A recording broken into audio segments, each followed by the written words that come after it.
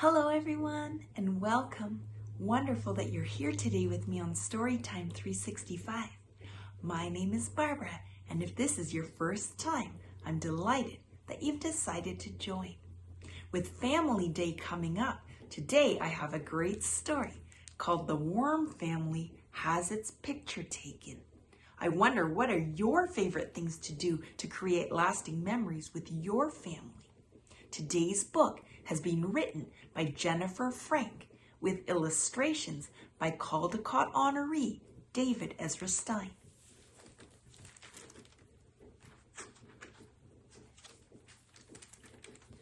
Mrs. Worm lay at the top of a giant dirt pile watching her children play.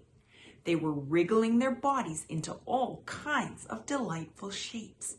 She hoped she'd always remember how squirmy, slimy, and cute they were at this age, but she did not have a very good memory because her brain was so tiny. "I know," she declared. "I'll have our picture taken." The very next day, Mrs. Worm called Mr. Muskrat, the photographer, to arrange a time. Then she told her family. "That is so cool," the oldest Emma exclaimed. She loved the idea of being able to see herself hanging on the wall every day. Emma could hardly wait to tell her friend Ellie. "How splendiferous!" squealed Ellie. "We had our picture taken last year and it was amazing. We had the most beautiful smiles." "Cool," said Emma. But then she thought about how worms don't have teeth. How would they have beautiful smiles in their picture? "Oh well," she decided, "we will still have a nice way to remember our family." On her way home, Emma bumped into her friend Abigail and told her about the family portrait. "Too fabulous," meowed Abigail. "I just love having my picture taken. My human always takes me to the beauty salon first so that my big poofy hair will look especially gorgeous." "Cool," said Emma. But then she thought about how worms don't have hair. How could they look poofy and gorgeous in their picture? "Oh well," she decided, "we will still have a nice way to remember our family." As she continued on her way, Emma was feeling a little bit less excited. At the forsythia bush, she saw her friend Olivia sitting on a branch.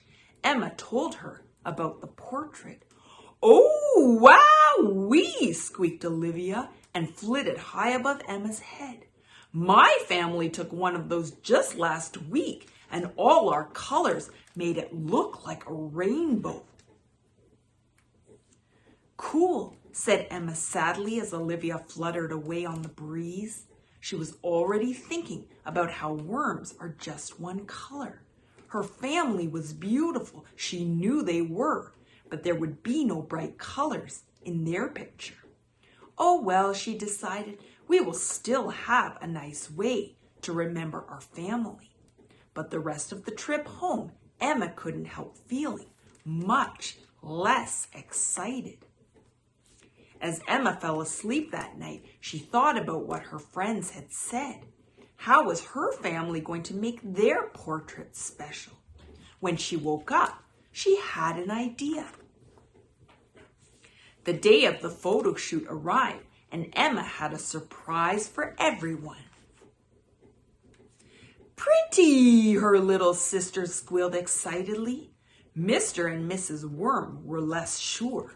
Their new look was not comfortable. Even though the Worm family arrived at the studio on time, Mr. Muskrat would not take their picture. "I am sorry," he said. "I have an appointment with a family of worms. You will have to come back another day." "But we are the family of worms," said Mrs. Worm. The photographer laughed. "For one thing, worms do not have teeth," he said. Mrs. Worm quickly instructed her family to spit out their fake teeth. "And they do not have hair," said Mr. Muskrat. The family took off their wigs. "And they most definitely are not colorful." The family undressed. "Ah," they all said. "Oh," said Mr. Muskrat, looking very surprised.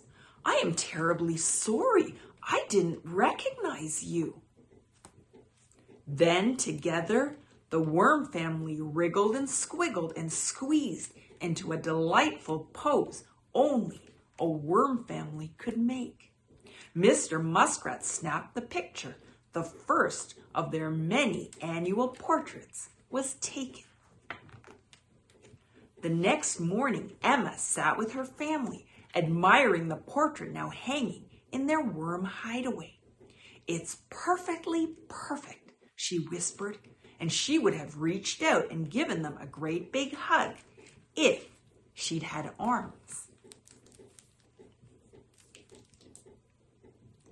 Thank you for joining me for today's story. I do hope you liked it.